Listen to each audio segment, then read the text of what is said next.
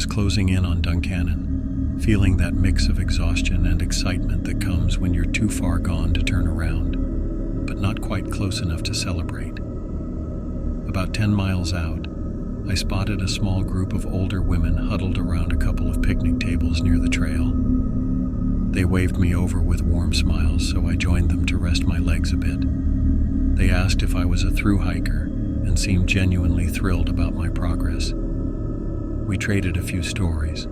I told them where I started, how many states I'd already trudged through. It felt like your average friendly chatter, until they asked where I was sleeping that night. Soon as I mentioned some older shelter a few miles shy of town, their energy shifted. One of them said, "You should really head into Duncannon tonight," while another repeated the advice, adding nothing else, just the same warning.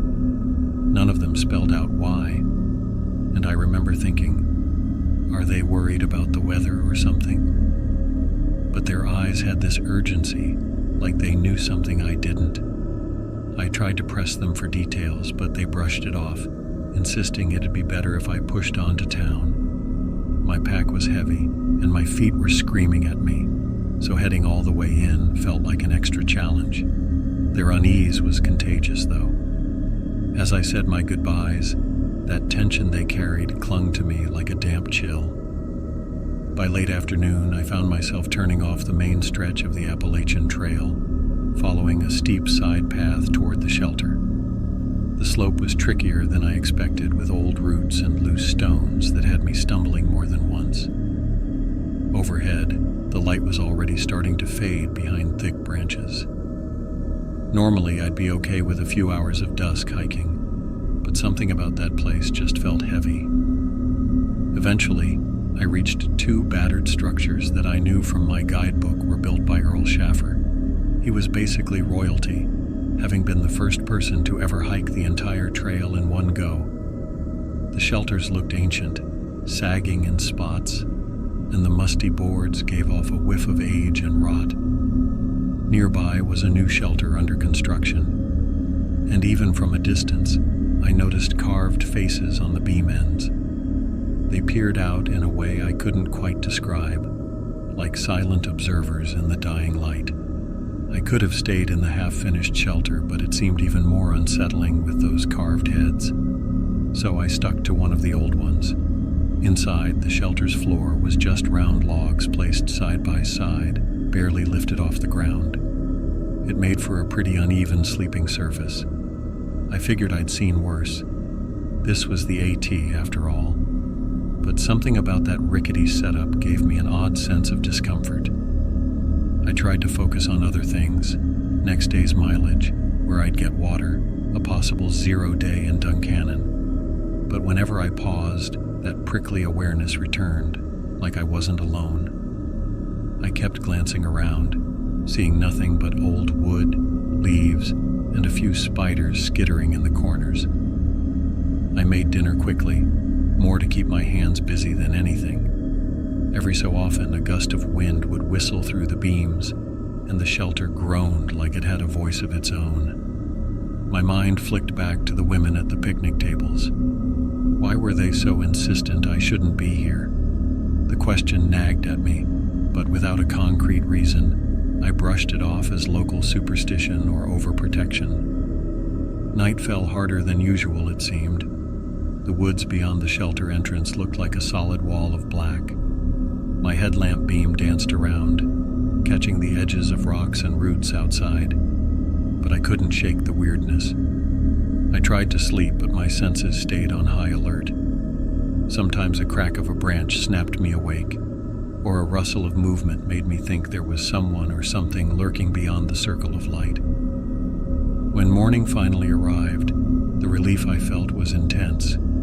Packing up, I almost sprinted up that trail, my body protesting the sudden climb, but my mind demanding we get moving. With each step, the weight of the place seemed to lessen, replaced by fresh air and the promise of Duncannon's comforts. Still, I couldn't completely shake a lingering unease, like I just crawled out from under a dark cloud. It wasn't until I reached town, found a phone, and updated my mail drop contact that I got slapped in the face with the real story. I mentioned that shelter, offhandedly describing it as seriously creepy. That's when she told me about the two hikers. They'd been southbounders having a friendly chat with a random bar patron in Duncannon. Later that night, this same patron had followed them to that very shelter, waited until they were asleep, and murdered them. Hearing it made my stomach twist, replaying every odd vibe I'd felt, every unsettling sound during the night. Those women at the picnic tables had tried to warn me, but they couldn't bring themselves to say why out loud.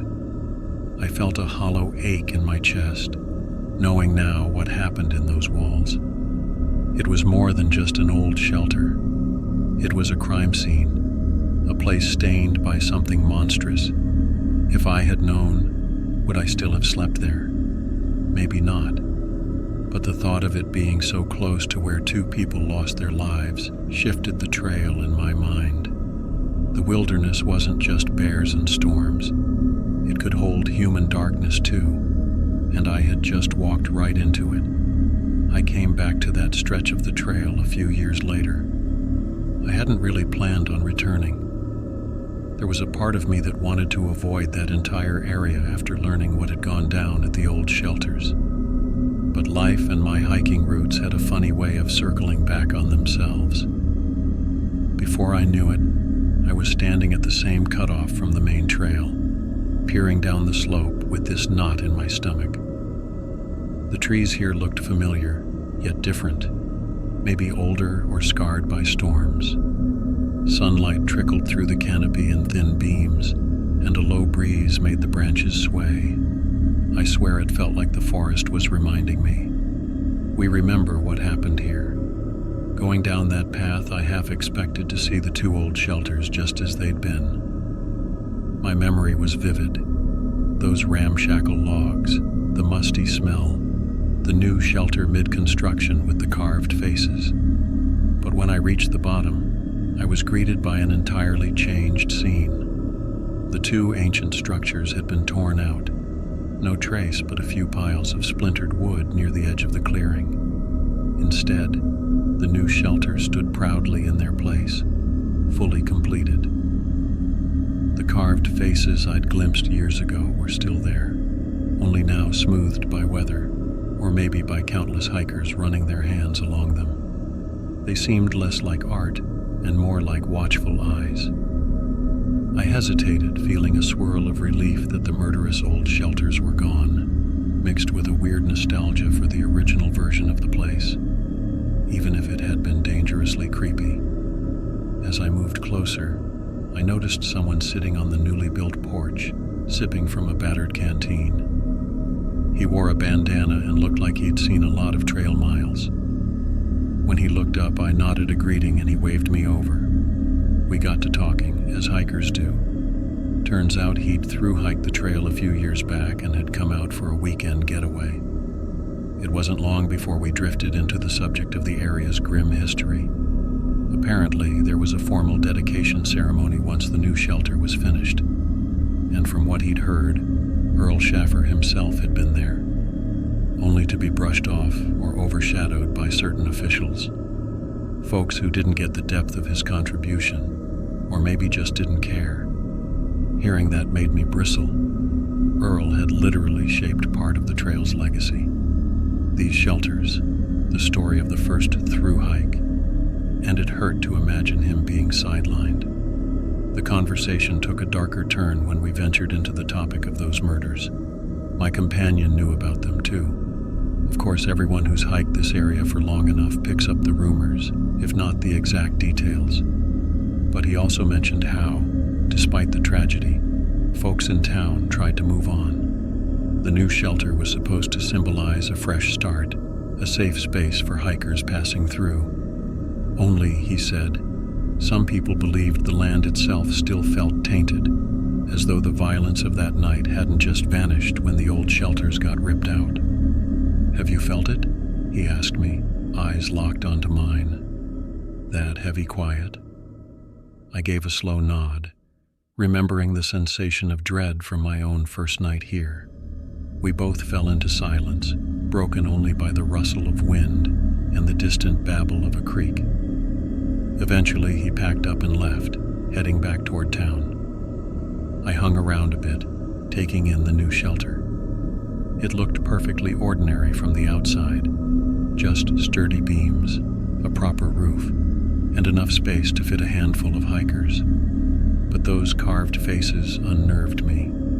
Maybe it was just my imagination, but I could have sworn they were almost aware, as if they'd seen more than they let on, listening for footsteps in the night. Later on, I found myself walking north again. The trail was peaceful, the kind of gentle climb that usually empties my mind of worries. Only this time, my thoughts kept drifting back to what had happened there. I wondered if a fresh coat of wood and a brand new name could really erase the memory of 2 hikers who'd never made it out. A piece of me doubted it. A few weeks down the line, I came across Pierce Pond Shelter in Maine. Beautiful spot, picturesque pond, vibrant autumn colors. But the instant I got there, I felt a pang of that same uneasy tension I'd experienced in Pennsylvania. It wasn't rational. There was no recorded tragedy I knew of, no creeping murderer lurking behind a pine tree. Still, the place had this hush like it was waiting for something. I tried shaking it off, chalking it up to hiker paranoia or lingering trauma from that other shelter. Yet, as the sun dipped below the pines, the atmosphere felt suffocating. Every rustle outside set my nerves on edge.